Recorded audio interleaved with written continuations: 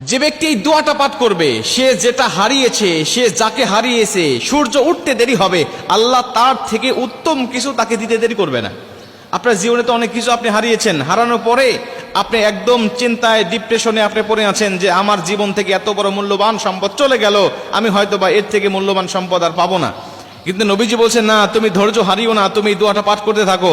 আমার আল্লাহ তোমার কাছ থেকে যেটা কেড়ে নিয়েছে বা তোমাকে যে ফাঁকি দিয়ে চলে গিয়েছে, তুমি যেটাকে হারিয়ে ফেলেছো, আল্লাহ তার থেকে উত্তম কিছু, উত্তম জিনিস আল্লাহ পাক তোমার নসিবে আল্লাহ পাক কবুল করে নেবে। এই হাদিসটা যিনি বর্ণনা করেছেন উম্মে সালমা রাদিয়াল্লাহু তাআলা আনহা, তিনি একজন ধনী রমণী ছিলেন, অত্যন্ত সুরসী এবং রূপবতী একজন মহিলা ছিলেন। তার স্বামী ছিলেন নবীজির সাহাবী।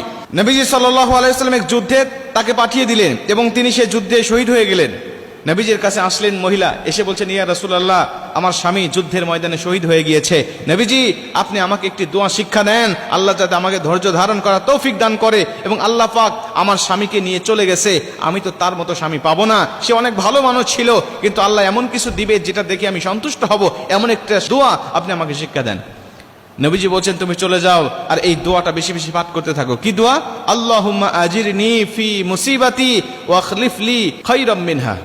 আল্লাহুম্মা আজিরনি ফি মুসিবাতি ওয়া আখলিফ লি খায়রাম মিনহা। এই দোয়াটা তুমি বেশি বেশি পাঠ করতে থাকো। আল্লাহ তোমার কাছ থেকে যেটা নিয়েছে তার থেকেও আল্লাহ তোমাকে অনেক বেশি উত্তম কিছু দান করে দেবে। ওইলা চলে গেলেন, গিয়ে তিনি একনিষ্ঠভাবে আল্লাহর উপরে পরিপূর্ণ তাওয়াক্কুল রেখে তিনি আমলটা করতে লাগলেন। ওমাইয়া তাওয়াক্কাল আলাল্লাহি ফাহুয়া হাসবু। যারা আল্লাহর উপরে তাওয়াক্কুল রেখে কোনো কিছু চায়, আমার আল্লাহ পাক তাদেরকে নিরাশ করে না, আল্লাহ পাক তাদেরকে অনেক বেশি ভালো কিছু আল্লাহ পাক তাদেরকে দান করে দেয়। মহিলাটি এই দোয়াটা সকাল সন্ধ্যা পাঠ করতে লাগলেন, সর্বসময় যখনই সুযোগ হয় তখনই তিনি পাঠ করতে লাগলেন, আল্লাহুম্মা আজিরনি ফি মুসিবাতি ওয়া আখলিফ লি খায়রাম মিনহা। তিনি এই দোয়াটা পাঠ করতে লাগলেন। মুসলমান ভাইরা আমার, এই মহিলা একনিষ্ঠভাবে যখন দোয়াটা করতে লাগলেন, আমার আল্লাহ পাক তার দোয়াটা এমন ভাবে কবুল করে নিলেন, তিনি যেই স্বামীটাকে হারিয়েছেন, আমার আল্লাহ তার থেকেও হাজার হাজার গুণে উত্তম, হাজার হাজার গুণে ভালো স্বামী তার নসিবে করা দিলেন।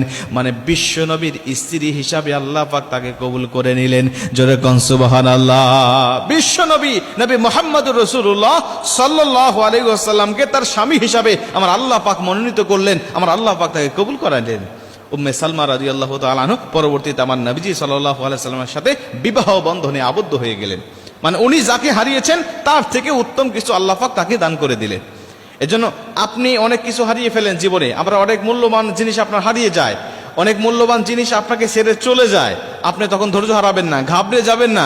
আপনি এই আয়াতটা, এই দোয়াটা আপনি পাঠ করতে থাকেন, সব সময় পাঠ করতে থাকেন।